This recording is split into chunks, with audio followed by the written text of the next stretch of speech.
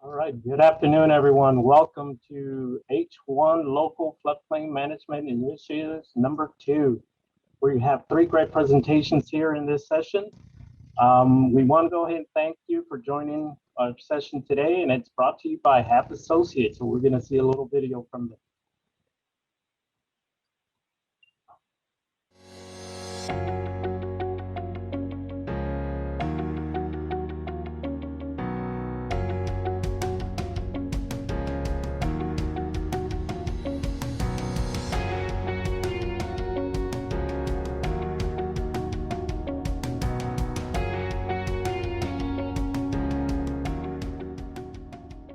We combine environmental sensitivity with our technical expertise to preserve, control, and contain the resource of water. Our water resources practice provides studies and designs that offer a multitude of solutions, from managing the flow of water and identifying potential risks to protecting the quality of this precious commodity. GIS, or Geographic Information Systems, is used for asset inventories and management, field data collection, visualization, web-based project delivery, and a broad range of spatial analysis to enhance our traditional disciplines.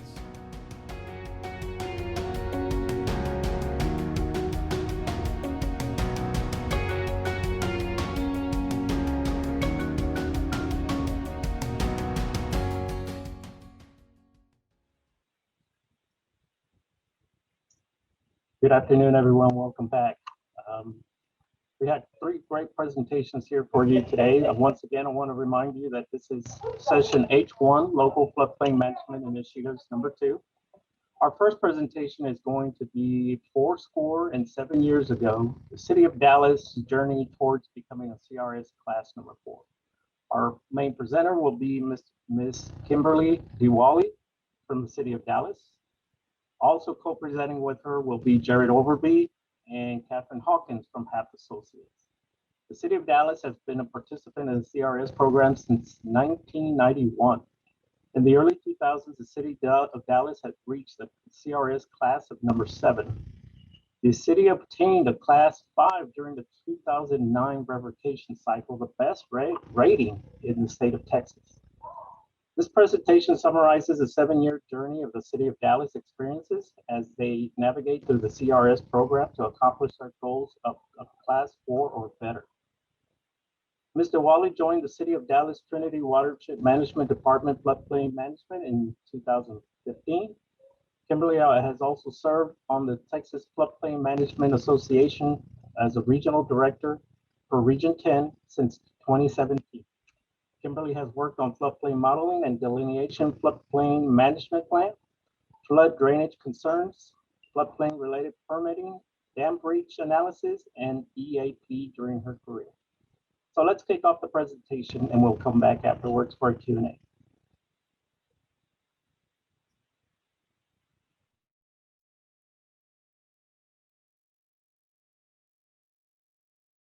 Welcome, everyone. This presentation covers the City of Dallas's 7-year journey towards becoming a CRS Class 4 community.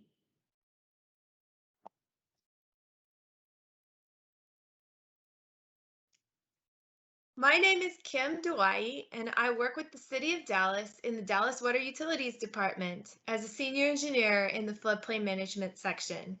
I've been involved with the CRS program for about 5 years now. And I'm Jared Overby with HAP Associates. We were contracted in 2009 to help the City of Dallas out with their CRS program. I'm Catherine Hawkins, also with HAP Associates, and I've been involved helping Dallas with their CRS program since around 2017.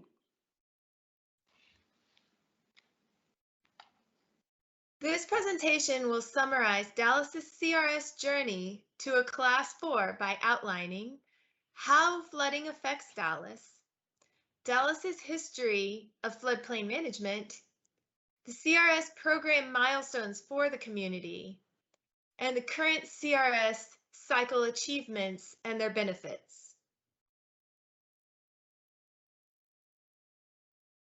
Dallas is located in North Texas with a population of over 1.3 million people. There are 610 stream miles within the city. There are 49 square miles of regulatory floodplain within 340 square miles of total land area. 15% of the city is within the regulatory floodplain. Flood risk for residents and property owners is throughout the community. There is an abundance of floodplain area that provide natural floodplain function benefits, as well as opportunities for CRS credit.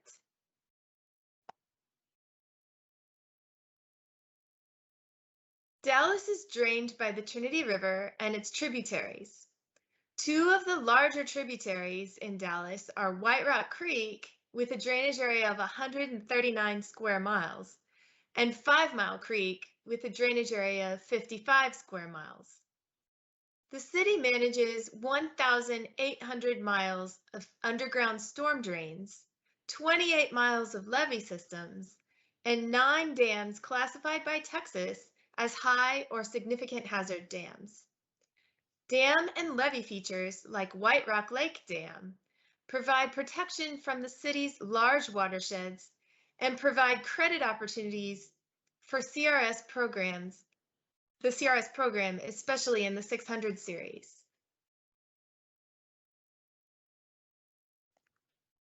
Several major flood events occurred in the city over the last few years, and they include March 2006, June 2009, May 2015, and June 2019.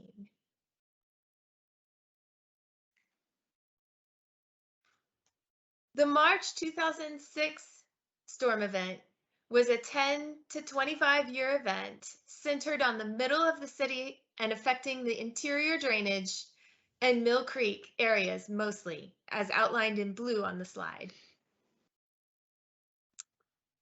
The June 2009 event dumped 6 to 8 inches in the city center and East Dallas, affecting Mill Creek, Peaks Branch, and Fair Park, which is where the state fair is held, as well as Dixon Branch, as outlined in blue on the slide.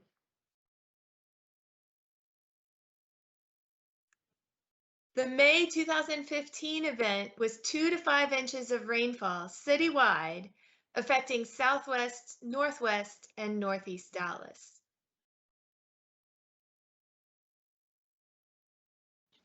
And finally, the June 2019 event was a microburst bomb cyclone event in far North Dallas, affecting the McCamey Branch area, as seen in blue on the slide. The Emergency Operations Center was activated during most of these events.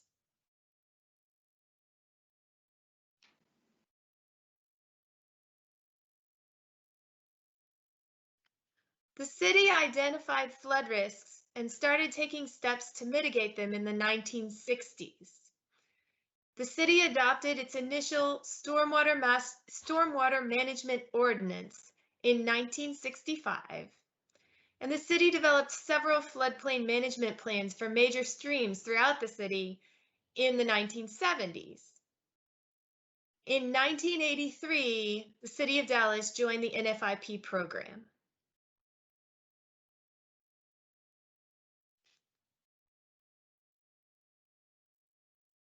Dallas joined the CRS program in 1991, which is a voluntary incentive program where FEMA recognizes and encourages community floodplain management activities that exceed the minimum requirements of the NFIP.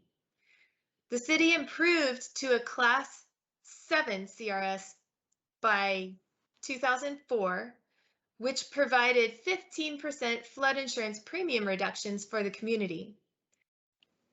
The City of Dallas continued to implement floodplain management practices as growth and redevelopment continued throughout the 2000s.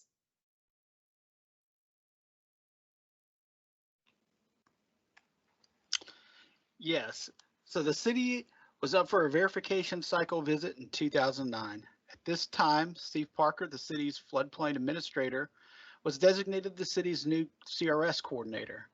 Because oftentimes city staff has to wear many different hats with many different responsibilities, the city contracted Half Associates to be a dedicated resource to help them out with their CRS program. We partnered with the city to develop organization processes, lead some of the outreach efforts, evaluate their floodplain management program for additional points, create some middle timelines, format easily digestible deliverables by activities, and coordinate with the reviewers. Also during this cycle, the city developed a comprehensive rep loss plan, which you can see on the screen, and was credited for acquiring several rep loss properties. The cycle visit resulted in the city of Dallas jumping from a Class 7 to a Class 5, which was the best in Texas at the time and provided 25% reduction on flood insurance premiums. As Kim mentioned, the June 2009 event resulted in 6 to 8 inches of rainfall along downtown and East Dallas, affecting the Fair Park and Highland Meadow neighborhoods. The 2009 flood event prompted the city to become a cooperating technical partner with FEMA. And this was done in order to update some of the outdated mapping and modeling in those areas.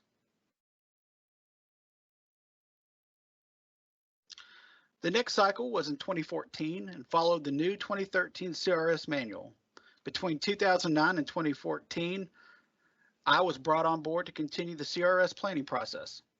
As I mentioned on the last slide, leading up to the cycle, the city became a FEMA CTP, and by 2014, the city had developed new floodplain modeling for over 75% of the city, resulting in additional points for Activity 410.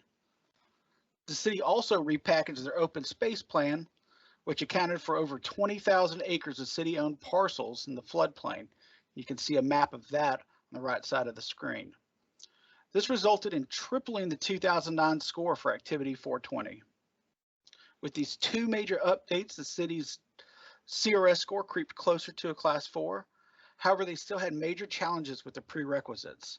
And this was the start of kicking off that 7-year journey, which Kat will talk more about. Thanks, Jared. The journey to meet all of the CRS Class 4 prerequisites began after receiving that 2014 Class 5 verification result. To meet the Class 4 prerequisites, a community must demonstrate that it has programs to minimize flood losses, minimize increases in future flooding, protect natural floodplain functions, and protect people from the dangers of flooding. Many of the city's existing floodplain management practices address these requirements, but CRS documentation needed a little bit of improvement. Other obstacles the city needed to overcome at the time included receiving a 4 out of 4 building code effectiveness grading schedule, or BSEGS classification, through the city's building code enforcement. They also needed more stringent stormwater management standards under Activity 450 for managing runoff to ensure flood flows did not increase due to new development. The city needed to adopt the floodplain management or hazard mitigation plan for Activity 510 so that it received at least 50% of the maximum CRS credit available. And lastly, they needed to complete a watershed master plan for Activity 450 with a model-backed analysis of at least 50% of the community's watersheds for all storm events, including the 10, 50, and 100 year, and then needed to evaluate the impacts of future development. The first cycle where they attempted to attain the Class 4 was their 2017 verification cycle, under which they followed the new 2017 CRS manual at the time. And during this cycle, the city improved from a 5 out of 5 to a 4-4 BSEGS classification. They also adopted their current local mitigation action plan, which assessed and developed mitigation activities for all hazards, not just flooding, within the city by following the CRS Activity 510 10-step process requirements. They also demonstrated and documented the city's flood warning and response operations, including the use of the city's depth grid and inundation maps in correlation with their real-time stream gauge data during storm events when the Emergency Operations Center is activated. The city provided inventory of the areas protected by levees and dams, including the types of buildings and critical facilities that would be exposed to flooding in the event of a failure. Providing this information allowed them to meet the Class 4 prerequisites listed under Activity 620 and 630. At the end of this cycle, the city remained a Class 5 due to a few more Class 4 prerequisite obstacles that they needed to overcome.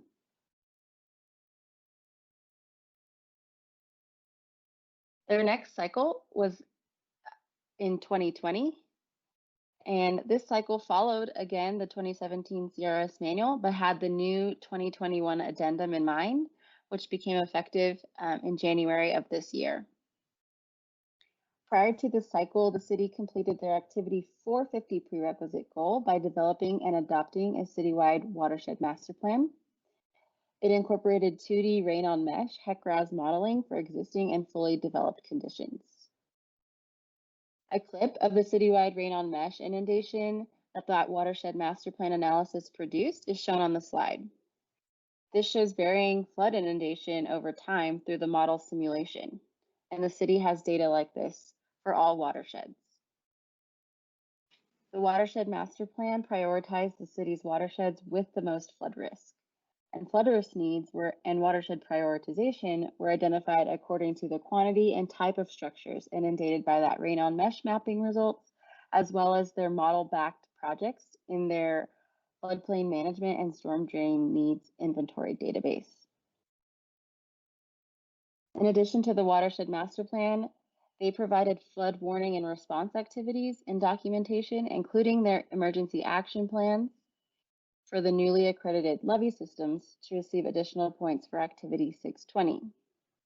The newly constructed Able Pump Station, which played a role in that accreditation of the East Levee system, is shown on the bottom right corner of the slide.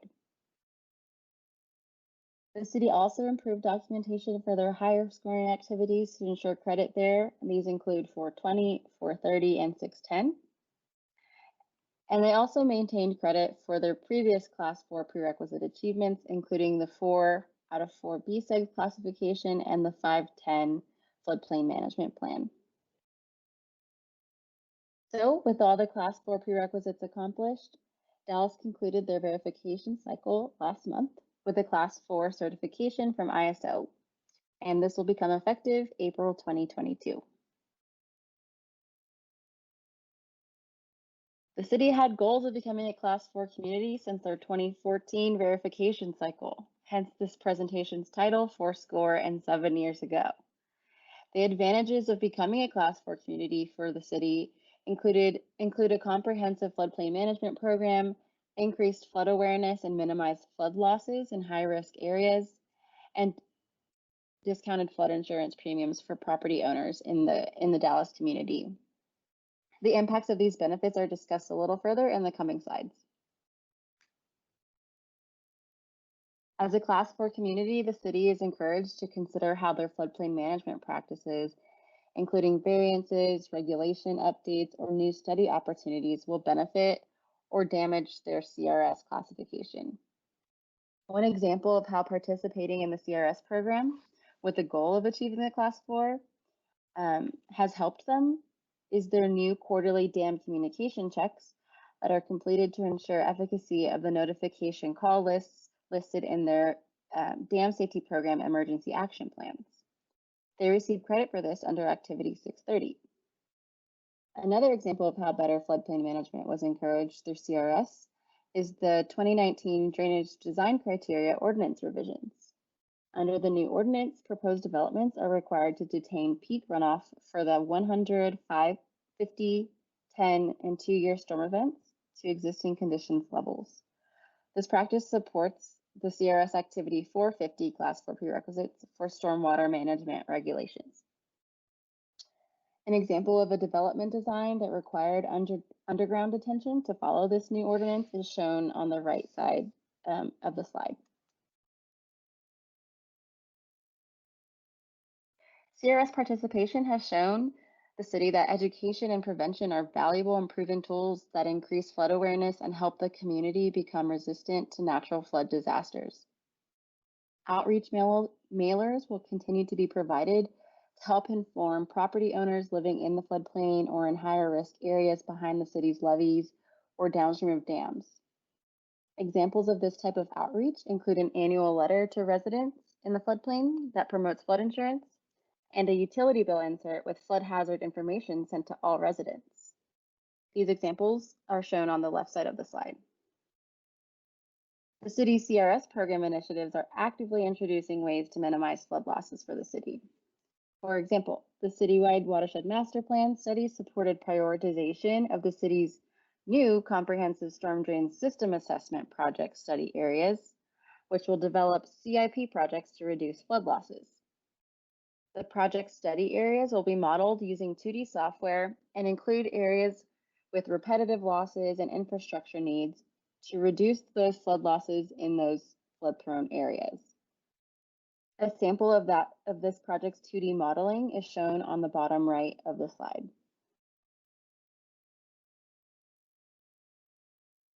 Discounted flood insurance premium are another significant benefit for Dallas as a Class 4 community. Class 4 provides 30% flood insurance premium reductions for property owners in the special flood hazard area and a 10% reduction for those outside. For Dallas, this means that they can provide a discount for more than 5,000 policies that are enforced within the community. So, although they've achieved a Class 4, they will continue to improve their floodplain management practices. And Dallas's upcoming floodplain ordinance updates are an example of this. They're less than 100 points away from increasing their score to a Class 3 category, and they look forward to continued progression with the CRS program in the future. And with that, we'll take any questions.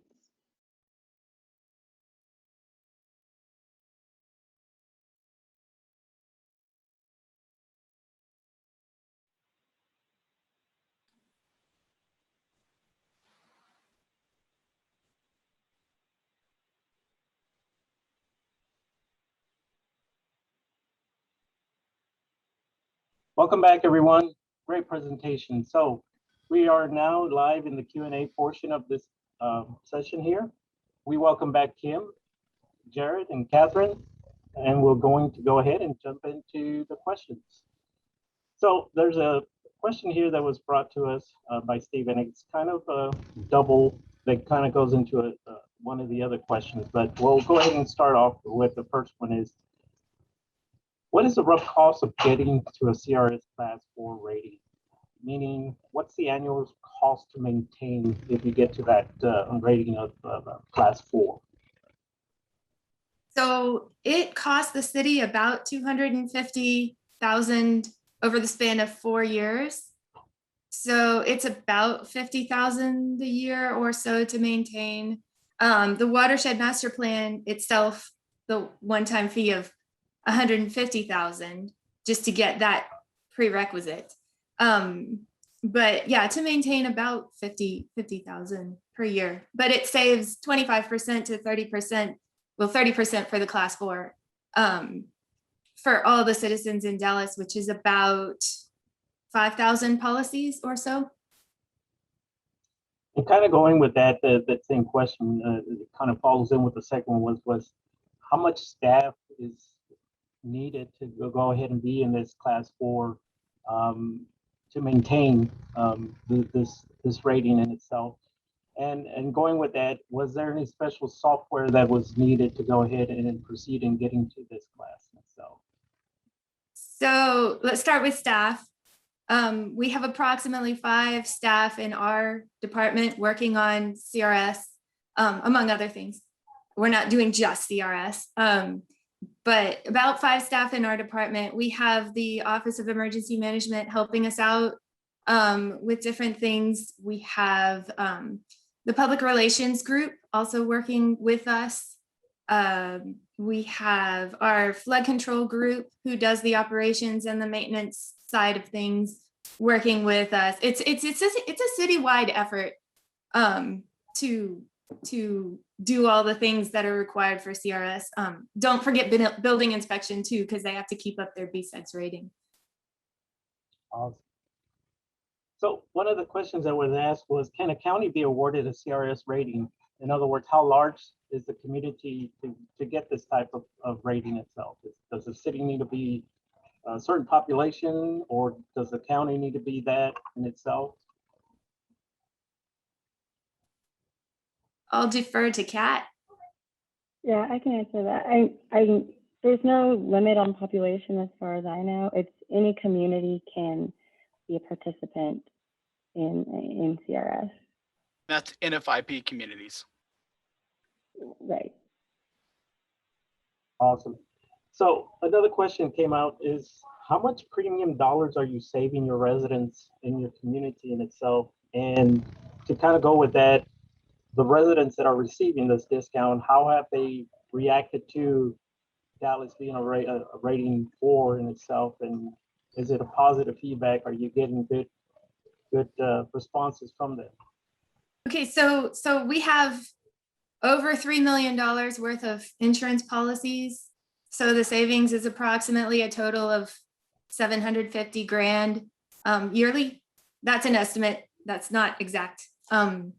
The residents are fairly positive about it. Now the class 4 is not official yet. We're expecting that in 2022. We have a preliminary assessment that we have enough points for class 4. So nobody's really reacted to us becoming a class 4 yet because it hasn't happened yet. We're hoping for the official documentation in 2022. And then once that happens, I believe the city's going to do a news blast. Yes, we will do a council briefing, and we'll send out notifications to the insurance policy holders. Awesome.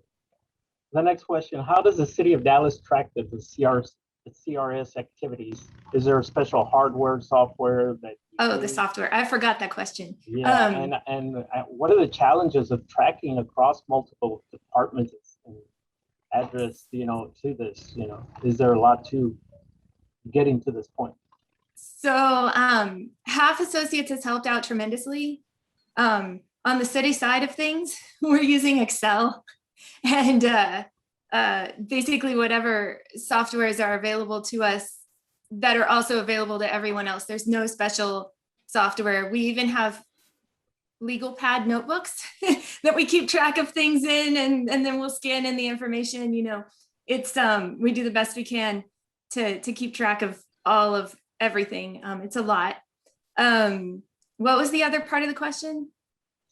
So is there a lot of effort, between your staff in monitoring and keeping, all the activities that you need to go ahead and make sure that you maintain the CRS 4 rating?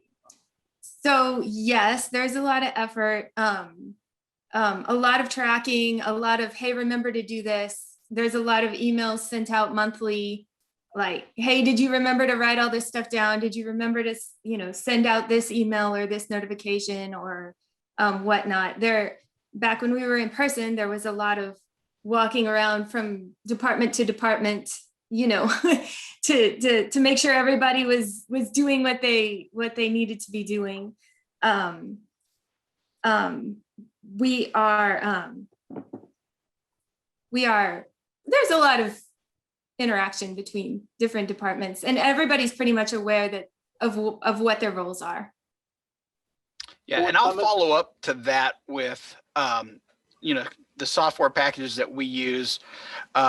We do a lot in GIS. We house a lot of the city's information, and they've got a very robust database of GIS shape files, and that really help us out. And we house those and are able to utilize those to quickly create the calculations for some of these points. Awesome. To add a little bit, there's no staff at the city of Dallas that's assigned solely to CRS. We are all doing CRS on top of everything else that we're assigned to do. So it is a lot of work.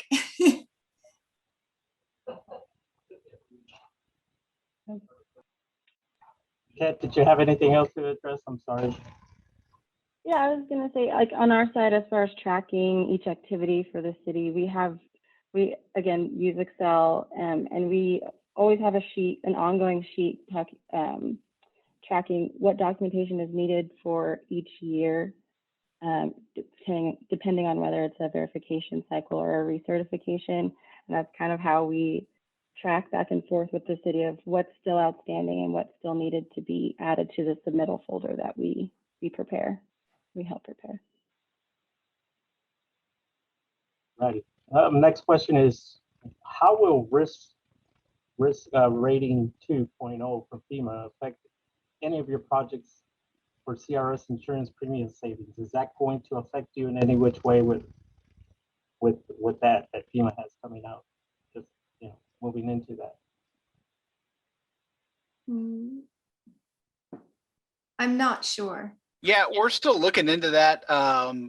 The main thing is that the city of Dallas, through their CTP program, are now at 95% mapped, and they're currently working on a storm drainage master plan, which will get all of their urban areas mapped also. And with all of this mapping, they're going to have depth grids and annual chance grids, and they'll have, you know, they'll kind of have a lot of that information. Awesome. It should reduce savings to some extent. Yeah, and then any savings that the citizens can get is always welcome. Absolutely. Absolutely. Yeah. Well, I congratulate the city of Dallas and look forward to for y'all to get that risk rating number 4. Absolutely. And even strive to even get the better one in itself. 3-2. Let's see what we can do to get you there. Absolutely. I appreciate y'all. Thank y'all so much for attending and for your presentations. And if you have any other questions for these folks, we'll address them at the end of the conference. Absolutely. We'll get in touch with them. So thank y'all so much. Thank you. Thank you. Moving into the next session, our second presentation is Floodplain Management and COVID-19 Pandemic Response, an essential industry agility and opportunities. Mr. Glenn Shephard from Ventura County Public Works Agency Watershed Protection will be presenting. The presentation will showcase an adaptive innovation and new initiatives that modernize WP and delivery of its core floodplain management functions, improving data access, infrastructure planning, and life cycle analysis, and inculating resiliency due to climate uncertainty. Mr. Shephard is the director of the Ventura County Watershed Protection District. He is a retired United States Navy captain from the Civil Engineer Corps. His current role and his responsibility is for planning, budgeting, permitting, design and construction, operating, and maintaining county's flood protection and stormwater management assets. During his 28 years in the Navy career, he led units worldwide responsible for public works, constructions, asset management, environmental stewardship, and Navy sea bases. So please welcome Mr. Shephard and his presentation.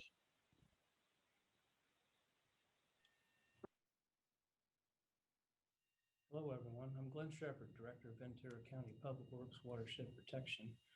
Great to be with you here virtually. Wish we were all in person. And my journey here is to go through and describe floodplain management opportunities that presented itself during COVID-19 pandemic response in the beautiful county of Ventura here along the California coast.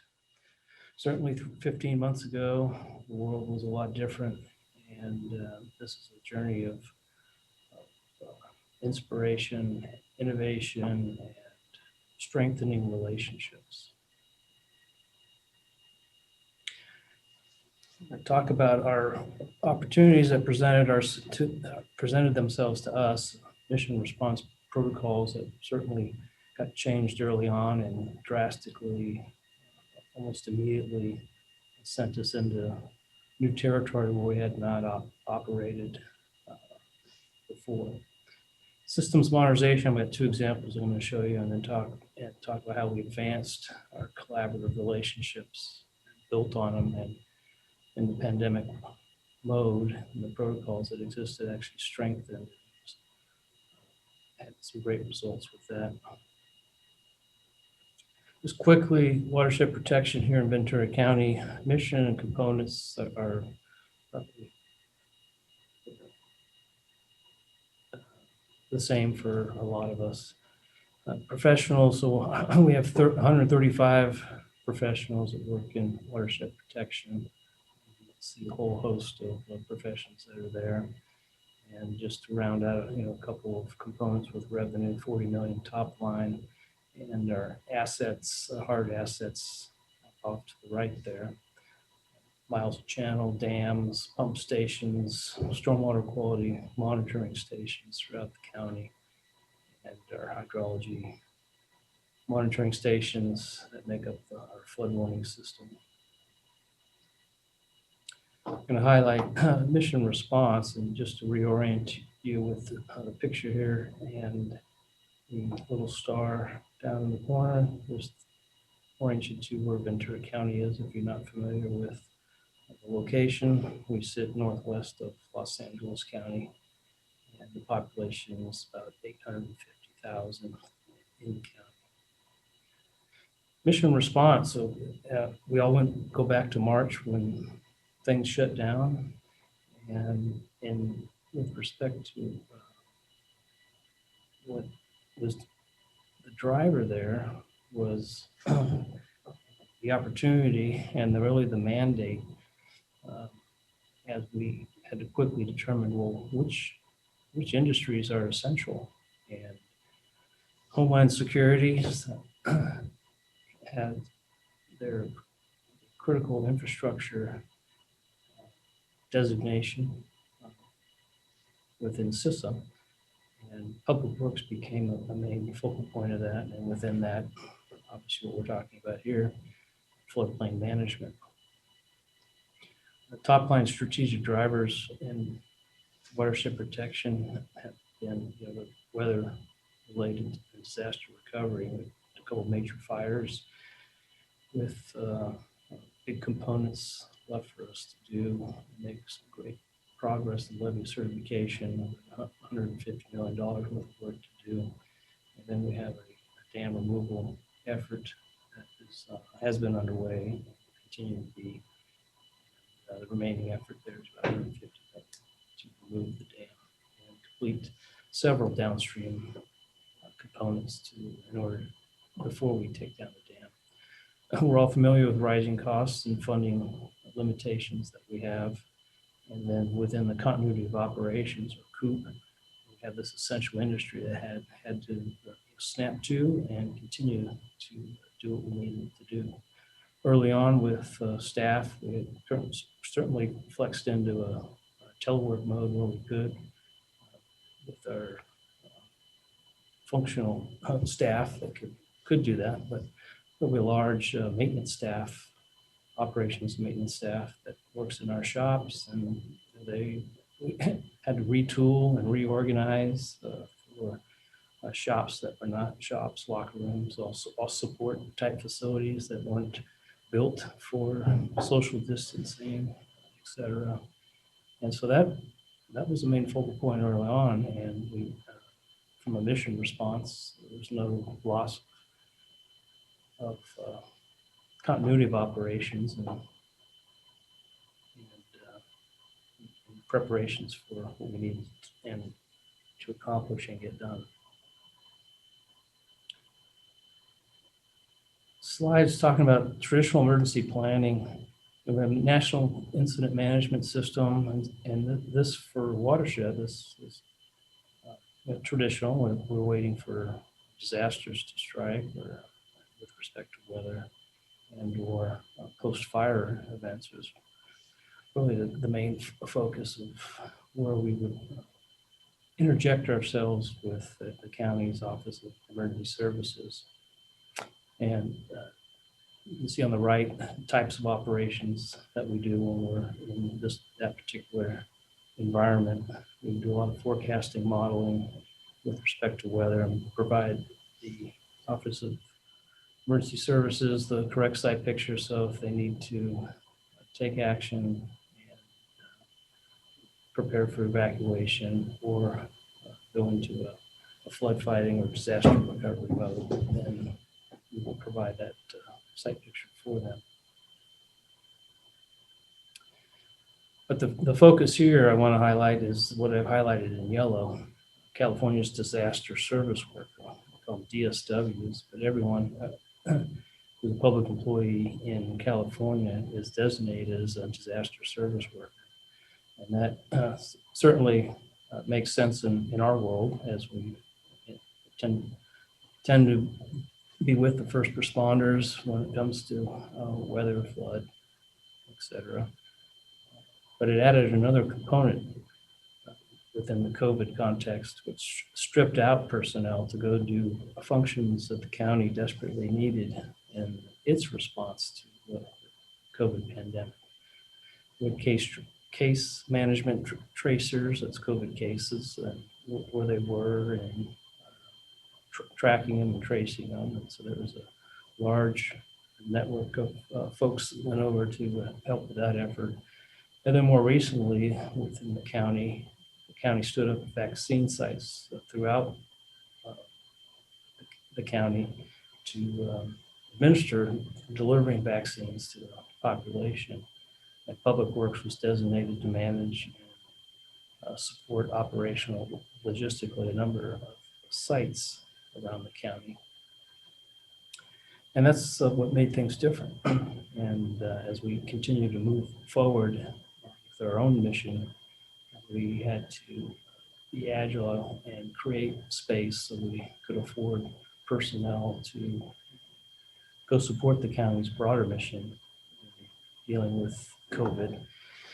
And then as things progressed, we developed obviously a kind of a rotation scheme of how to provide relief for some of those personnel to come back and continue with the Watershed mission.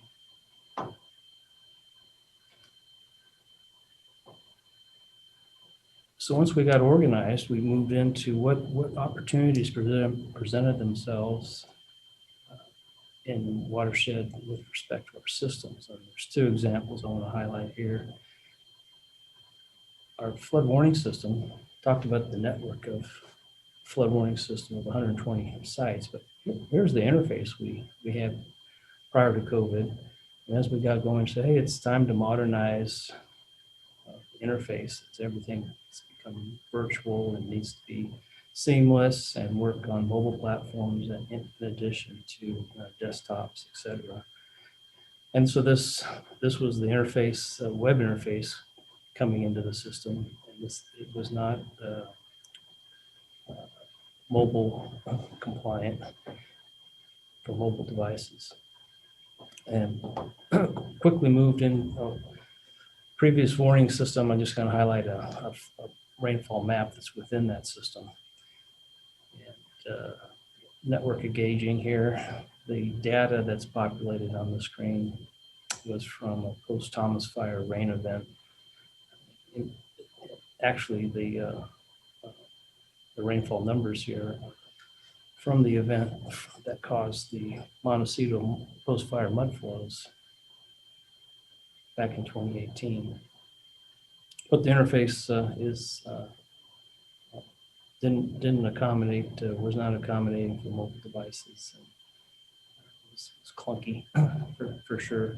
So we went on this journey to modernize it and find out best practices of what we could use and how we could use it. We certainly had the backbone of the program that ran the system, but was not very accessible. So here's the new look for the interface, and there are buttons across the top that will have drop-down menus to get to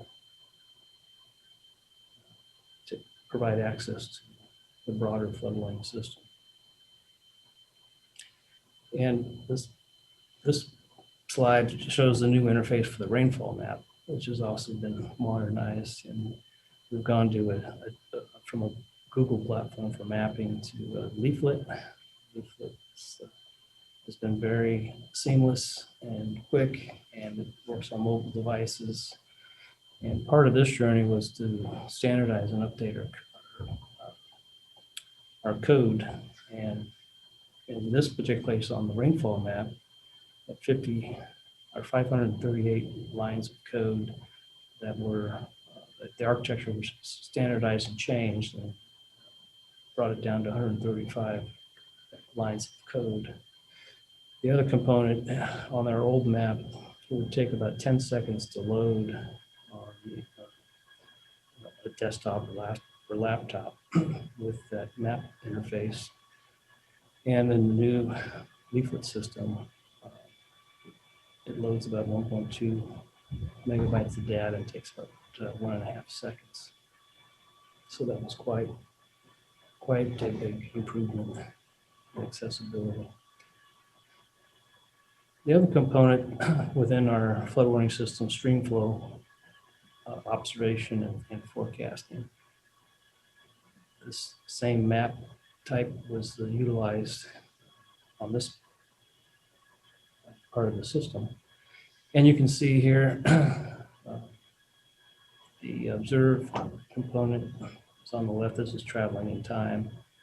And then the forecasted, if we had forecasted precipitation, we'd have our QPF rain intensity by hour will be loaded here in the forecast side. And then correspondingly on our modeling, HFPF modeling for our watershed, main watershed streams, that forecast hydrograph will be produced here based on the rain going forward. Something like that.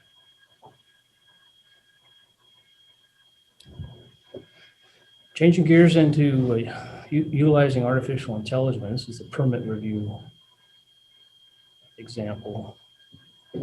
Permits, this COVID here gave the permits team an opportunity with respect to the California Environmental Quality Act reviews that come in on the permit side to really organize and collect data, and analyze where we're spending the time. Are we spending the right time on it? And where is development occurring? And can we project and forecast where it's occurring throughout the county? I'm going to show you a series of slides, dashboard slides next that we've used for our CRS program and our CAP program with our FEMA representatives. I'll get into the dashboard metrics here. We didn't have dashboards with respect to this program. So we were looking at volume, that's kind of standard, and then what type of review was covered. And we looked at the who and the response time. The who was divided by supervisory district, and we looked into obviously that has a geography component to it, and then we broken it down by cities, state, and outside of our jurisdiction. And our response times are kind of average, what we shoot for, 30-day response time. It's indicated down here, and this is in the cities environment. And so you can see we've had some laggards in times, 2019 through 20 going in time. So we're collecting the data now can interdict and see what happened on some of the long enduring permit reviews. And we continue to drill down and look at reviews by month. Again, supervisor districts, looking at where developments take place, and review requester types. This gives you a 14-day average, and it's tracking a little more finitely that's coming and going with respect to adjusting for staffing needs within the permit team. Of course, current fiscal year totals. And COVID certainly did provide opportunities to do things virtually, and we, and here Watershed Protection, saw saw this play out on a number of fronts. We saw it in the other aspects of public notification and involvement with respect to back to SQL reviews and NEPA reviews, that going virtual actually helped and accelerated public engagement and comment with respect to projects requiring that level of engagement. But I'm going to focus in particular on leveraging our relationships with FEMA and Cal OES going forward. FEMA came out to see us and provided a collaborative technical assistance within their program a couple of years ago, and they've actually come twice. But what that allowed us to do is advance in a couple of key areas: innovation using their DSS-WISE human consequence module. Certainly looked at simplified our communication, definitely improved collaboration through all of the partnerships in the different watersheds that we have. And we were able to do some good exercises in person prior to COVID, but we leveraged that in the COVID mode. And in the end, helped us with our preparedness as California had a mandate to update its dam emergency action plans. We focused on the Ventura Dam Emergency Action Plan. Innovation here, we saw using DSS-WISE, again, product from FEMA. The real benefit there was the speed and agility for us to look at our normal modeling, which takes a lot of time, HEC-RAS, and then DSS-WISE was so fast and agile that we could look at true levee condition, which is presented here, as it was not picked up in our HEC-RAS, and then DSS-WISE correctly modeled it, and we adjusted the HEC-RAS to produce correct levee condition itself on this side. So it definitely helped. We utilized DSS-WISE for quality assurance on a lot of other issues, and in the post-fire environment, we do a lot of inundation quick checks with DSS-WISE and do a bulk loading debris type of run on various watersheds. It's just an example of communication, public outreach, simplification that developed as we went into this quick emergency action plan development from the Tillahaw Dam. And I mentioned it's quick because we were invited through Cal OES to participate in a FEMA grant that we hadn't participated in the past, and that's the 2020 High Hazard Potential Dam Rehabilitation Grant Program. And in order to participate in that, it drove completion of the Tillahaw Dam Emergency Action Plan, which was a requirement by FEMA to have in place before consideration.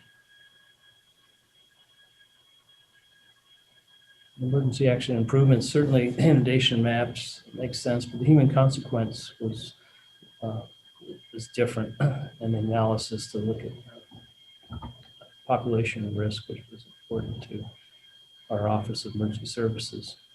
Notification flow, everything was the same with respect to developing emergency action plan that we've had in the past. I would note here that in the notification flow chart was this component brought about from COVID and our previous relationships. It was really sped up in the closeness of relationship to work the flow chart from the state down through the local agencies, us as the dam owner, in creating that picture and review. And as a quick recap, within this program, For the benefits and utilization for Ventura County, certainly training, innovation, collaboration, communication, preparedness, and new goals. The new goals there we're participating in that new grant program for us. And, as it relates to Matilla Dam, the grant will provide a technical analysis of how we intend to remove the dam, which is to put twin bores on the bottom of the dam, and then have a natural flow when conditions are right to remove sediment behind the dam and then remove the dam. But this technical study, will look at potential stresses on those orifices. And of course, we're aligned with Cal OES and our community approach for Safer California and FEMA's resilient communities, and bringing CTA at least to Ventura County, and they're headed down to San Diego next. And with that, I'm glad to have been able to present to you today, and I will stand by for any questions that you may have. Thank you.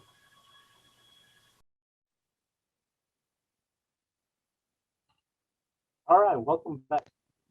So we are in the Q&A session, and joining us this afternoon is Mr. Shephard. Glenn, welcome. Let's go ahead and get into the questions. We have a few questions here. First question right off the bat, did you identify any increase in floodplain development permit applications during the last year? We had some new development, yes, and it was primarily in their East County. And what's happened in particular with the economy the way it is, we have seen a huge growth in particular in residential, not purely commercial.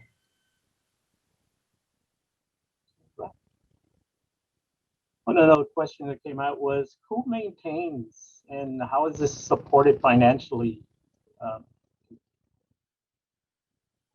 The data that's being provided. Is it related to permits or to the flood warning system? To the flood warning system, yes. So the county of Ventura and Watershed Protection in particular pays for the system, maintains the data through parcel tax and benefit assessment.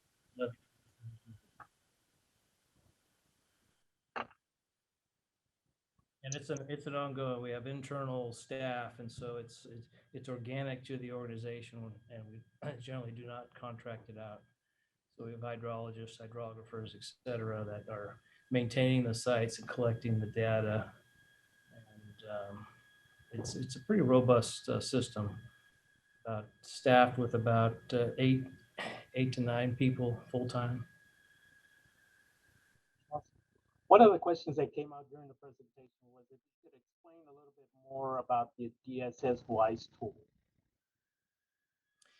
I don't know how the actual nuts and bolts of that work, but from a usage perspective, I know when our advanced planning team gets in and does inundation mapping in particular, that's where we first learned about DSS-WISE and the applicability of how quickly we could get in and run mapping. And that came about really, like I said, in the post-fire events where we could, clog the systems, both the loading for fire debris, but then clog culverts and et cetera, and just get some gross approximations of where we would get some inundation where we've not seen it past. So it worked well, and we did a lot of town hall meetings where we would show this type of data and get people prepared for mud and flood debris flows. So that kind of leads into the next question I was asked was, how did the community officials and residents and public receive this information that you're providing for them? Did they see it as a great benefit for them? Did you have run into any issues or hesitation, roadblocks type of thing? Yeah, we have great support from the Board of Supervisors here and the 10 cities that are incorporated within. And we have a great partnership with the Sheriff's Office of Emergency Services, where we have embedded staff for a rain event or a fire event, supporting them and creating a risk picture for them that they can act upon. So, and then within that, that's allowed us to do these town halls. I mentioned when we have big issues, our world's fire events, we get in there. And then in the post town halls, we are talking about, the impacts or the increased risk associated with that. So we've not had anything but great support from the community as it relates to this program. Awesome. So one of the questions that I have for you is, now moving into the future, now that we're getting out of COVID and hopefully things are improving here, what are the future steps that you see moving forward along how this program works, this website, and how do you think you can improve this? This the update is ongoing through the rest of the summer. We're going to roll it out to the public in the fall. California has a flood preparedness week every October, and we'll do it with at a Board of Supervisors meeting, and we'll roll out kind of the public access to this new site, and do that as part of our initiative this year. What's happening behind the scenes, as I mentioned, the code updating and the standard architecture for how we're organizing that flood warning system on our servers is occurring as in addition to updating the recent rainfall years into our modeling, our predictive modeling going forward. So we're looking for a big rollout, this fall with all that. And then if it ever rains again in California, we'll see how it performs. This year is in Southern California one of the driest years we've had on record. Maybe as the data gets settled, it might be the driest we've had in our record keeping from the city of Ventura site, which goes back to 1873. Mr.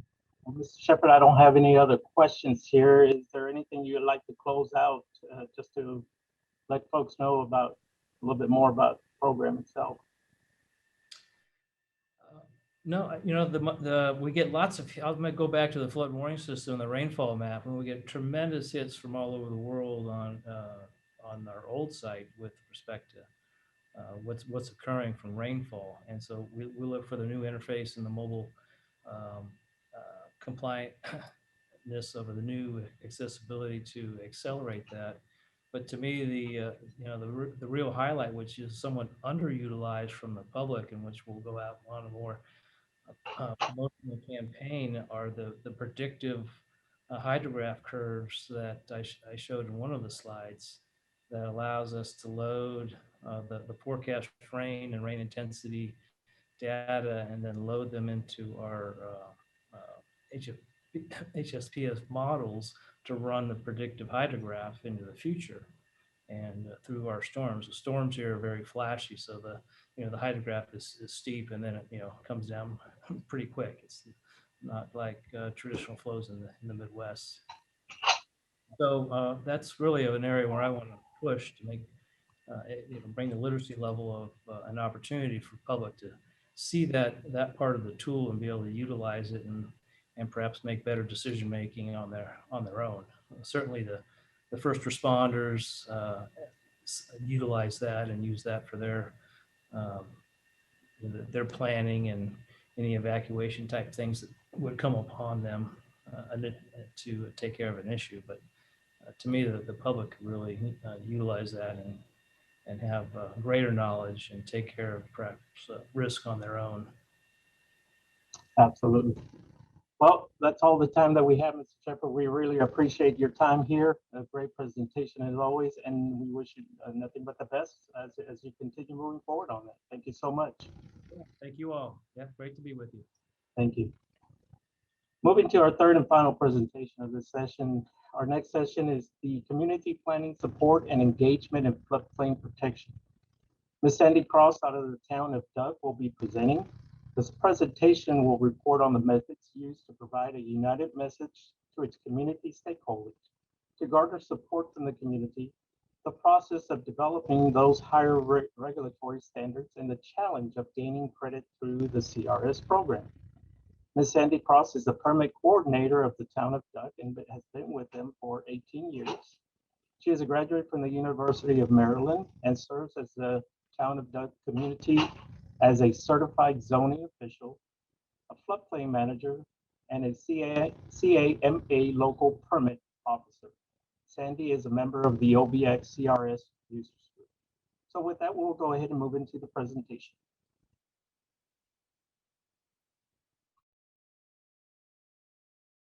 Dare County, North Carolina Planning Director. We are excited to be here today to share with you how Dare County took flooding into our own hands. It started with the release of FEMA flood maps in 2016 that did not accurately reflect the flood risk in Dare County. Dare County and all the towns within Dare County, the town of Manio, the town of Nags Head, the town of Kill Devil Hills, the town of Kitty Hawk, the town of Southern Shores, the town of Duck, all worked together for a solution that protected existing and future properties from flooding outside of the special flood hazard areas. During this time, the Dare County CRS Users Group was formed, and I serve as the coordinator for that group. This presentation will discuss the unique flooding environment in Dare County, our new flood maps, our CRS working group, the creation of a local elevation standard outside of the special flood hazard area, our public campaign for flood protection, low risk is not no risk, and how our higher regulatory standards translated into the community rating system. As far as we know, our communities were the first to come together to collectively, that being Dare County and 6 different municipalities, to create a holistic approach to flood protection outside of the special flood hazard areas. This effort also involved local builders, surveyors, engineers, realtors, insurance agents, and financial professionals. It took years to get here, but the results have been extremely positive. Thank you for your time this afternoon, and now I'll turn over the presentation to my colleague Holly White from the town of Nags Head. Good afternoon. Thank you, Donna, for that introduction. I'm Holly White, Principal Planner with the town of Nags Head. As Donna mentioned, Dare County and all the communities listed here began working together to address concerns over draft flood maps in 2016. You may know this area of North Carolina as the Outer Banks. Dare County is the easternmost county in North Carolina, boasting 85 miles of ocean shoreline. There is actually more acres of water than land in the county. Flooding has historically coincided with hurricanes and nor'easters and caused significant damage in Dare County. However, in the past 10 years, we're noticing more frequent flood events caused by high-intensity rainfall. Here you can see a list of storms or rainfall events that have caused flooding. Notice the trend toward higher-intensity rainfall flooding. This is concerning because as rainfall increases, so does the groundwater table, leaving no voids in the soil for storage of stormwater, often resulting in flooding. The communities received draft flood maps in June of 2016, but were not adopted until June of 2020. This was a lengthy adoption process with extensive public engagement, both collectively and individually as communities.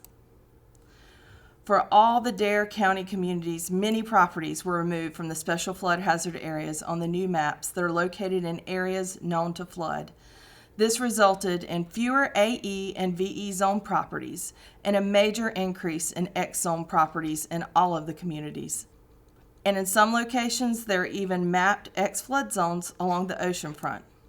Additionally, base flood elevations in AE and VE flood zones decreased, and a new AO and H flood zone was added. This was very concerning both for the communities and builders, as everyone felt that these changes create a false sense of security. This graphic just visually depicts what I covered in the previous slides, the transition of properties out of the special flood hazard areas. Let's take Dare County, for example. For V-zone properties, there were 1,828 properties in the V flood zone prior to the map change. With the map change, that shifted to 124 properties. This is a 93% decrease in V-zone properties. In Kildoville Hills and Duck, the most significant change was properties that shifted out of the A flood zones. For both communities, this represented over 89% decrease in properties in the A flood zone. This shift and change of properties in special flood hazard areas to X flood zones was consistent through all the communities. I'm going to run through a series of slides that show you the change in each of the communities between our 2006 adopted maps on the left and our 2020 maps on the right. Dark blue represents AE flood zones. VE is represented by the aqua blue. Shaded X is shown in yellow and X is in white. The building footprints are represented by gray. Let's take a look at the town in Nags Head. Notice the overall reduction in AE flood zones. Here on the zoomed in 2020 map, you'll note the addition of AO flood zone behind the primary frontal dune along the ocean front. Again, with the town of Manio, you'll notice the overall reduction on the right-hand slide of AE. Here are Southern Shores. You'll notice along the oceanfront areas, you can see complete removal of AE, as well as a reduction of AE along the sound side. Note in the zoomed in photo that there are now structures in X flood zones along the oceanfront. Here's the town of Kitty Hawk. Again, you'll note the removal of AE flood zones along the oceanfront area and replacement with the AO and AH flood zones. And here's the town of Duck. It's probably one of the most obvious examples of reduction of AE zones, as you see this center part of the town is now all X flood zone. Lastly, the town of Kildoville Hills. Kildoville Hills probably has the most significant change of properties coming out of the AE flood zone with 184% change. As you have seen, the removal of properties from the special flood hazard areas throughout the entire county was significant. The first thought by the communities was to appeal. However, that was explored but determined to not be viable. All the communities did work together to develop a consistent list of comments and concerns on the flood maps that went to the NC Floodplain Mapping Program. One of the most important points to remember is that while the communities felt the maps did not accurately reflect risk, these maps resulted in an insurance savings for property owners. The challenge then became, how can we accept the maps, protect people from areas known to flood, and better communicate the risk we see happening? After much discussion, the group felt that a two-pronged approach would be necessary. We would need to develop higher regulatory standards to address areas of known flooding in X flood zones and develop education and outreach for the community to understand that just because you are in an X flood zone does not mean that you are not at risk. In 2018, our group that had already been meeting for 2 years became officially recognized as a CRS users group by the state.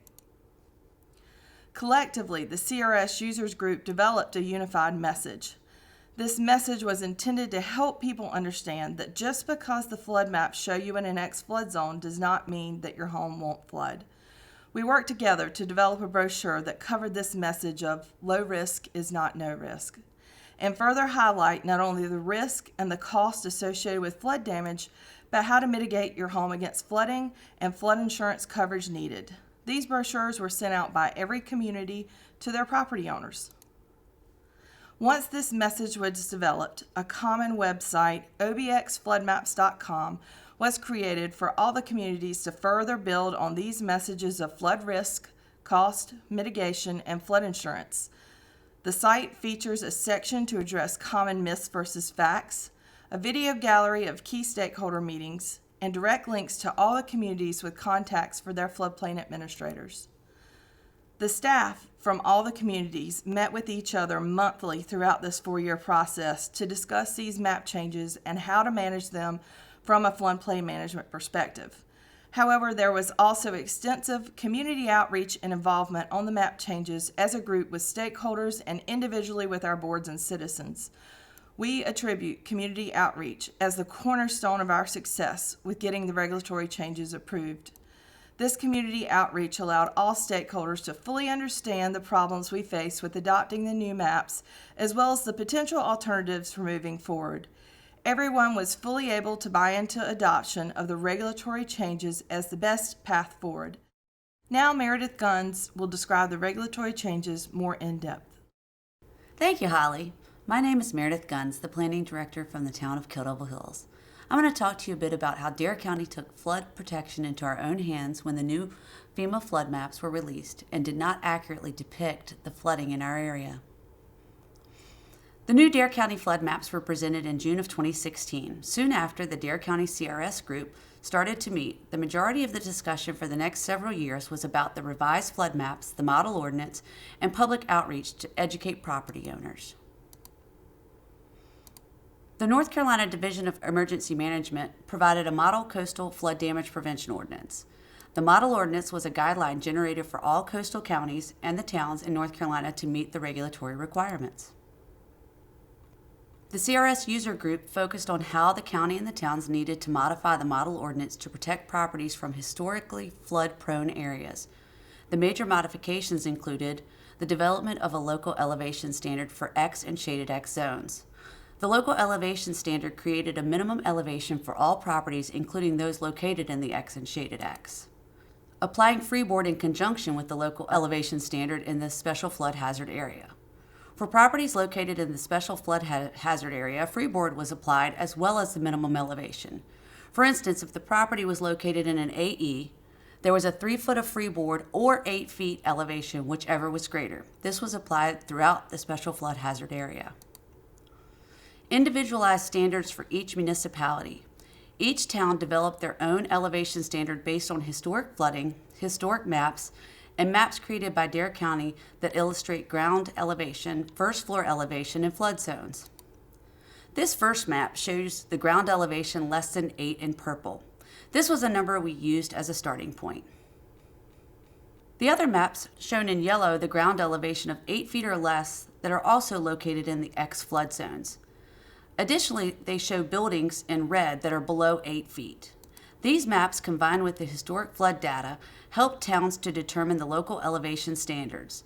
In the end, most towns in the county decided on 8 feet as a local elevation standard. Other major points of discussion included the definition of frontal dunes. The model ordinance definition differed from the North Carolina Coastal Area Management Act definition, which is a regulatory framework for development on the ocean front. The CAMA definition is more specific and detailed, where the state model is very general, which caused concern for interpretation and consistency. Fill regulations were expanded to include many areas outside of the VE zone. V-zone requirements outside the V-zone. Several municipalities also applied V-zone or coastal high hazard regulations to the areas outside the coastal high hazard area. This included fill restrictions, breakaway walls, frangible concrete, and free of obstruction. This was applied in Nags Head and Devil Hills to areas along the ocean front east of NC-12, some of our most vulnerable structures and infrastructure. As you can see from the maps, much of this area along the ocean front, which was previously high hazard flood area, has been changed to an AO or even an X flood zone.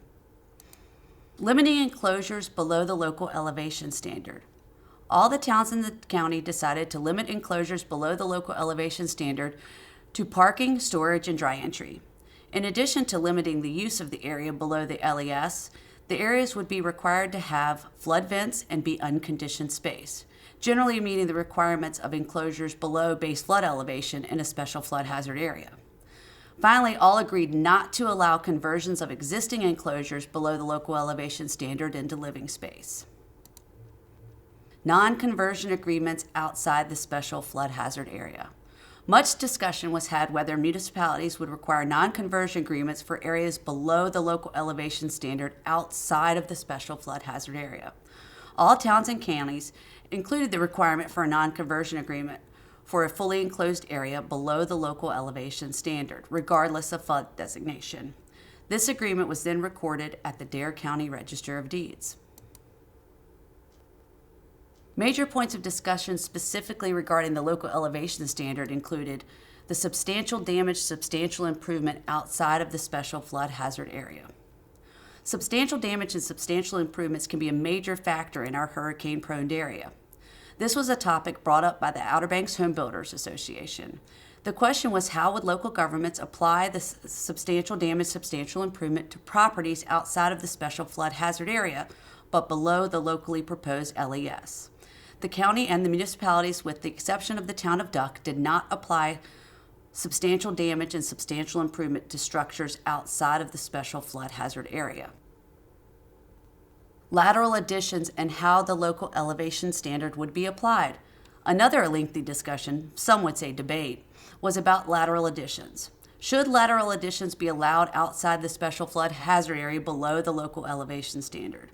Dare County, Kill Devil Hills, Kitty Hawk, Southern Shores, and Manio proposed to allow lateral additions at the same level as the existing living area below the local elevation standard. This is not to be confused with restricting conversions of existing storage below the local elevation standard to living. This would be a lateral addition to existing living space. Elevation certificate requirements outside the special flood hazard area. Requiring elevation certificates for properties located in the X zone to show compliance with the local elevation standard was also a major point of discussion with the Outer Banks home builders, because this was going to be a direct cost to them and or their homeowners.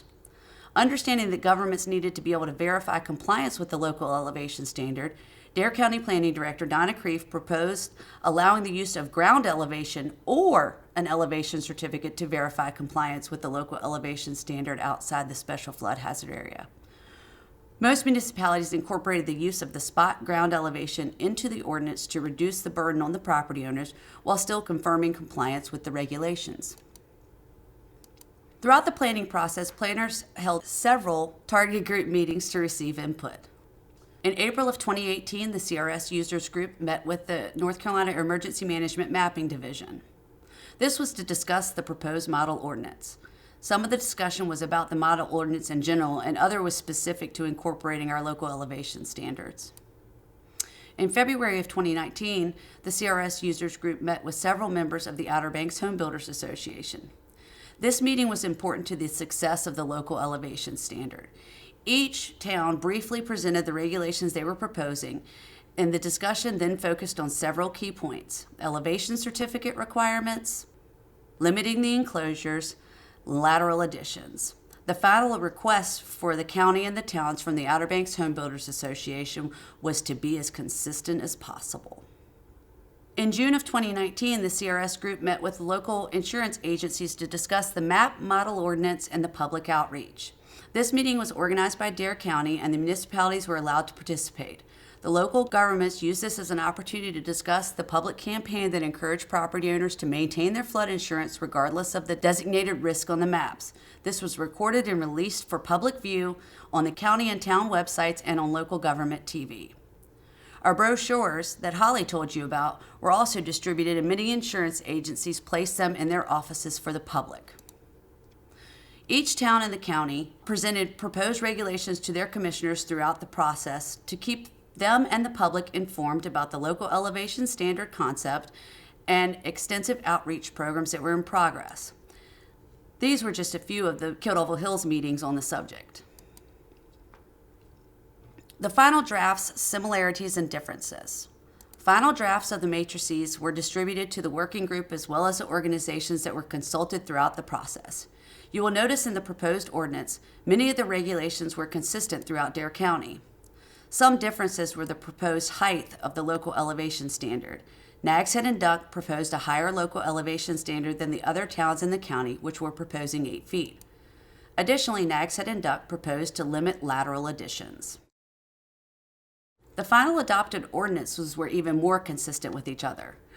Nags Head adopted a local elevation standard of 9 feet town-wide and 12 feet on the ocean front, and Duck adopted 10 feet, both slightly higher than their neighbors. Ultimately, all the towns in the counties adopted lateral additions below the local elevation standard to existing structures. Duck was the only town to adopt the substantial damage, substantial improvement in the X and shaded X zones. But the takeaway from all this was Dare County and 6 municipalities came together to adopt a local elevation standard to address flooding in our area that the maps failed to reflect. Thank you for your time to hear about how Dare County took flood protection into our own hands. Now I hand it over to Sandy Cross to talk to you about how these higher regulatory standards translated into the community rating system. Thank you, Donna, Holly, and Meredith for setting the stage for this discussion. My name is Sandy Cross, and I'm the Senior Planner with the Town of Duck. I would like to emphasize that the Outer Banks communities all maintain CRS class ratings of 5 and 6, so the process that's been explained thus far was not intended for CRS purposes. Our intent was to mitigate our community flood risk, but once that was completed, the discussion did center around CRS and how it related to the standards that the Outer Banks communities put in place.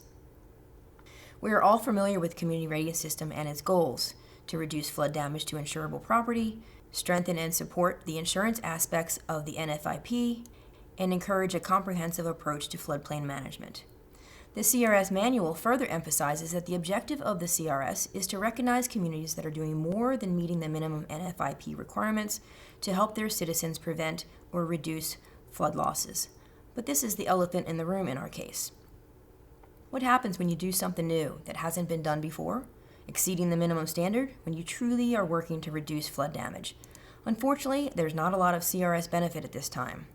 Why is that the case, you might ask? We were scratching our head wondering the same thing. But CRS technical reviewers have indicated to us that they simply have not figured out how to fit higher standards in the CRS program requirements. When I say higher standards, let me clarify that we are talking about standards outside of the SFHA. They recognized and valued our efforts, but that did not translate into noticeable CRS credits.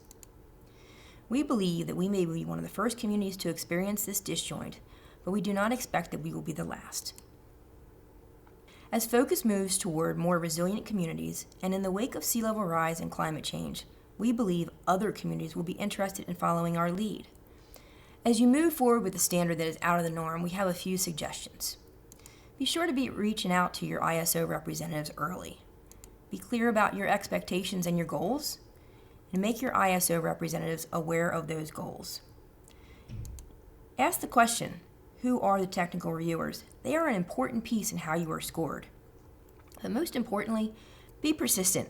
It's been a difficult process to explain the local elevation standard that we put in place and how these should be scored by CRS because there are a few key sticking points. The first of which was open space. Many of you know the objective of Activity 420 is to prevent flood damage by keeping flood-prone lands free of development. What it doesn't say is in the firm. The second sticking point was higher regulatory standards. Activity 430 credits regulations that exceed the minimum criteria of the NFIP. Activity 432 freeboard credit is awarded for structures that are elevated, and let me emphasize elevated, above the BFE. But what if you're regulating areas outside of the SFHA when there's no longer a BFE? In our case, we were regulating to a local elevation standard both in and outside of the SFHA, but that did not translate into elevated structures, and that was a big sticking point. Going into our community assistance visit, it was clear that CRS has no formula to quantify higher standards outside of the SFHA. Now, emphasizing outside of the SFHA, you'll hear me repeat that several times. So it was essential that we work with our GIS folks to develop tables and maps that clearly reflected what we were doing and that quantified areas outside of the SFHA. Meredith presented several of these maps earlier in her presentation.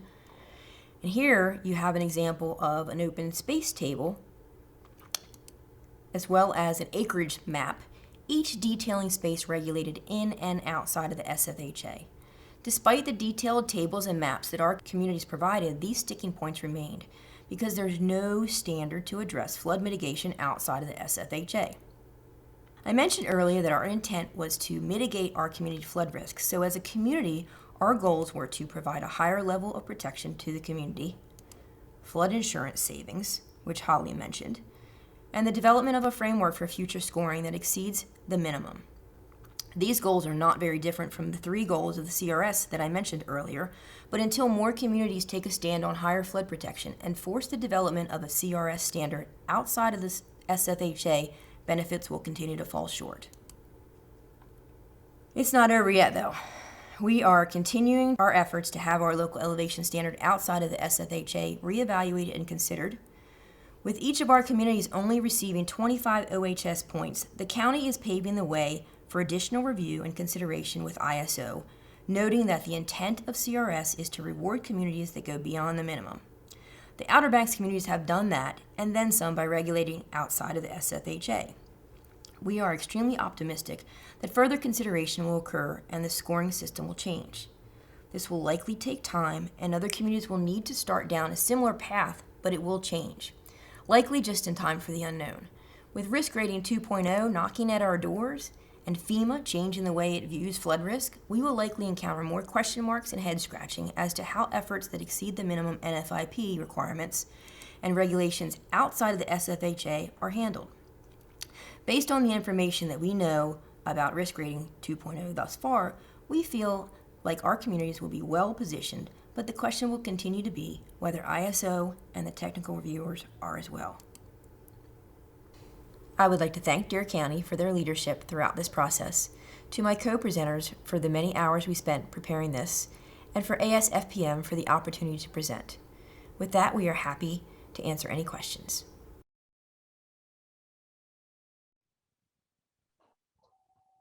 All right, welcome back, everyone. Great presentation, a lot of information there. Great projects that are going. So now live we have Sandy, Donna, Meredith, and Holly with us.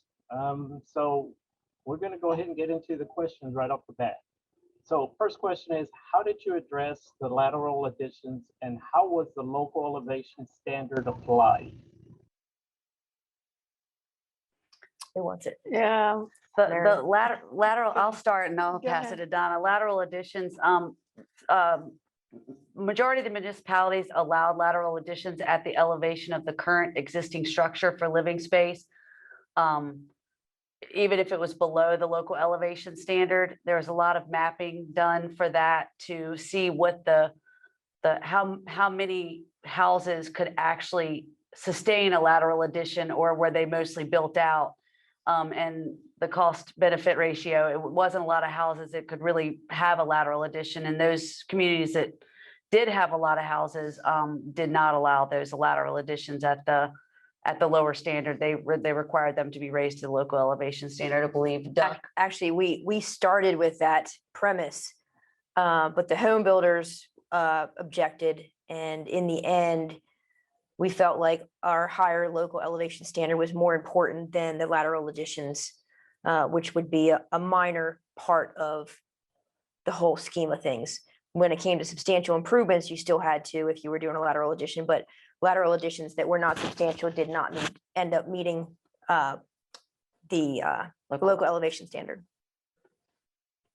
But that, to clarify, that was for new construction. It was not conversion of existing ground floor elevations or existing garages into living space. It was an extension of the existing living space at the level the living space was at the time. Next question was, why were the new maps so different? Was there a lot of control projects built? And were you able to review the maps when they were being produced? Well, we did not get a chance to review the maps until they were released by the state of North Carolina. And that was the question that we asked ourselves throughout the process, is why the maps were changing so much because of the significance of the properties that were coming out of the flood zone. And a lot of the modeling that the state and FEMA used was based on older computer programs and modeling, and they used storms that impacted the southern part of North Carolina more severely than here in the Outer Banks. And so there was some time lag and some outdatedness of that information. And that's the explanation that the state and FEMA gave us. All right. Next question was, did the reduced risk rate 2.0 affect any properties in the Zone X or shaded Zone X zones? I'm not quite Will insurance 2.0 affect our new X zones? Correct. Probably. Yes.